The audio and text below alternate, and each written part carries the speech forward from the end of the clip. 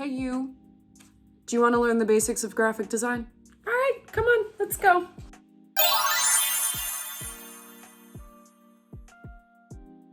You are at the start of a series. Over the course of the series, we're going to learn a bunch of qualities that make up what a graphic designer does.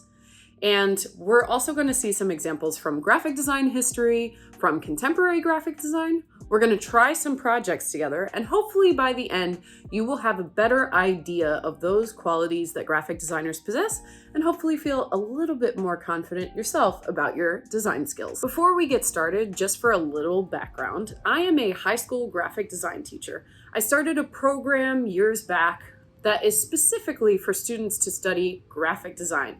They're in my program for 3 years and they specialize in this field for their pathway. I've been a teacher for 11 years now. I've racked up a fair few awards. I have been a freelance graphic designer for a while. So point being is to say, I have the teaching experience and the know-how to hopefully help you feel like a better designer. My job as a teacher is to help young graphic designers feel confident, and I love doing that in my own classroom. So I'm hoping to help take that to other people's classrooms, and if you're learning from home, hopefully take that to you at home. So let's go and talk about the basic qualities of graphic design.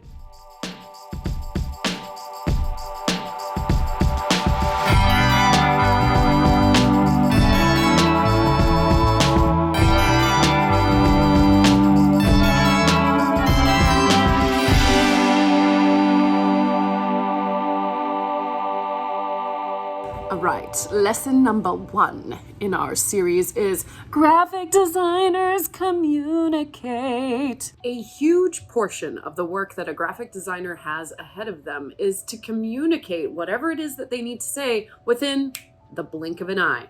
Any piece of graphic design is supposed to communicate what to buy, what to read, what to eat. The jobs are endless. So communication is key. If your work doesn't communicate to your viewer, you're doing it wrong. The first designer we're going to talk about today is one of the greats, Mr. Otl Aicher. Otl Aicher was a German graphic designer who lived from 1922 to 1991.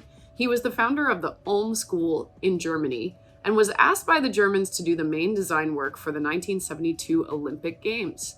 He was tasked to mimic the architecture of the newly built stadium designed by architect Gunther Benich. German friends, you gotta help me out here. I don't know. Otl designed a system of icons which communicate the variety of sports at the Olympic Games using a complex grid system at 45-degree angles. One thing that always strikes me about the graphic designers chosen for the Olympics is they are creating truly universal design. You're talking about an international event where athletes from all over the world have to get around and know where to go. Well, that is where a truly beautiful set of icons comes into play, such as the set Otl Aicher made. Also, fun fact for all you jet setters out there, I didn't know until just recently that Otl Aicher is the designer of the Lufthansa logo. I was very pleasantly surprised by that, so there's your nerdy moment of the day. Another great example of graphic design that was used to communicate is Emory Douglas's work for the Black Panthers. One of the biggest issues that activists in the civil rights movement had to combat, and, fun fact, still have to combat to this day, is misinformation. The legacy of the Black Panther Party is forever tainted by the fact that our history books, our politicians, and our teachers consistently taught that the Black Panther Party was violent and a bunch of criminals. Whereas, in actuality, one of the biggest programs that the Black Panthers ran was a breakfast program for the community and for school-age children to have food before they went off to school in the morning.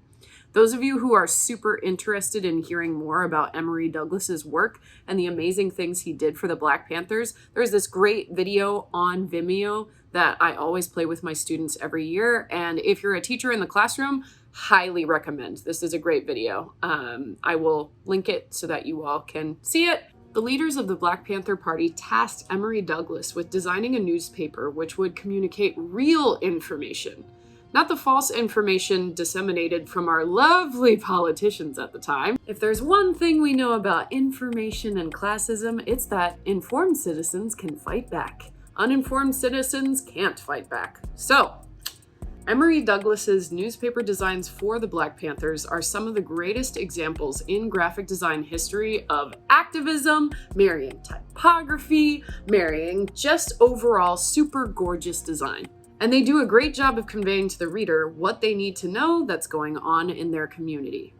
In terms of contemporary graphic design, if you want to learn more about how graphic designers communicate, one of the best places you can look is at the bookstore. Have you ever heard the phrase, "you shouldn't judge a book by its cover"? Well, hooey, sorry, don't believe it. I like to tell my students every year, yes, you should, you're graphic designers. If a graphic designer does their job correctly, that book will be communicating all kinds of things to its potential reader, from ooh, intrigue, to sexy, sultry evening on the couch in your sweats, drinking wine and reading about my exploits, to, oh my God, just buy me already? You know you want to take me on the plane with you. It's going to be so boring. If you want a little more Asian American and woman representation in your graphic design curriculum or just your knowledge base, I suggest you look no further than the book designs of Miss Yang Kim. Kim is the co-author of the frequently referenced and well-known design guide,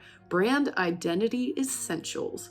She was named one of the most influential designers working today by Graphic Design USA, is the creative director and co-founder of People Design, and is both an AIGA fellow and an American Advertising Federation silver medalist. One of the covers of Kim's that I love is the unused cover from her website for Lady Sitting. I didn't always know Yang Kim's work, but somebody told me about her recently when I was talking about book cover design for my students, and they said, oh, wait, hold on, do you know about this designer? As I was looking through her website, I found this cover and I fell in love with it. I actually didn't know about the book Lady Sitting to begin with, and then seeing her unused cover, I thought, I definitely want to read this. When I look at the book cover, I feel like the colors vibe with like wax print cloth, or they kind of remind me of different African flags. I also really love how the trees are barren, as if the character's Nana is at the end of her life. As a person who really loved their Nana, I don't know, this cover just got to me. It's beautiful. Maybe I'm just a sucker for the color scheme, I don't know. But to me, this cover really pulls me in and makes me want to read it. It makes me think that there's a beautiful story afoot here, so it's definitely on my up next list. One final communicator I would be remiss if I didn't reference is Jessica Hische. Jessica Hische is a really popular letterer and graphic designer, and recently she went ahead and posted her design for Are You There, God? It's Me, Margaret on her Twitter. As a huge fan of Judy Blume and an avid reader of Amber Brown Is Not a Crown, I loved those books. That's like, hello.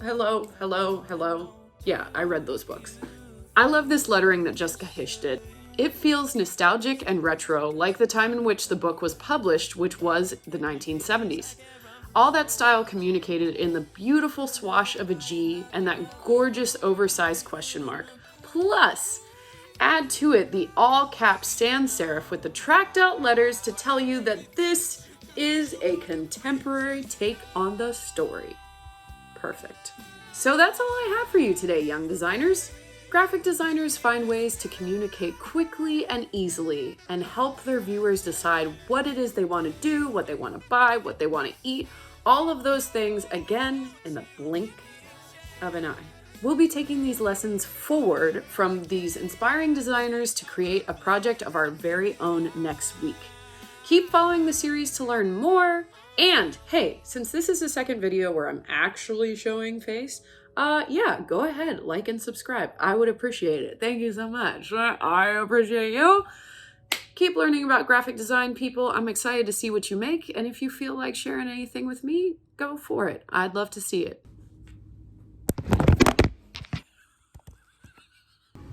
We got a little that action today. Woo! Suspenders out. We are ready for a lesson. Yes, the knowledge. We're gonna absorb it. Let's go. Did anybody see my son back there? Oh my God, I got lipstick on him.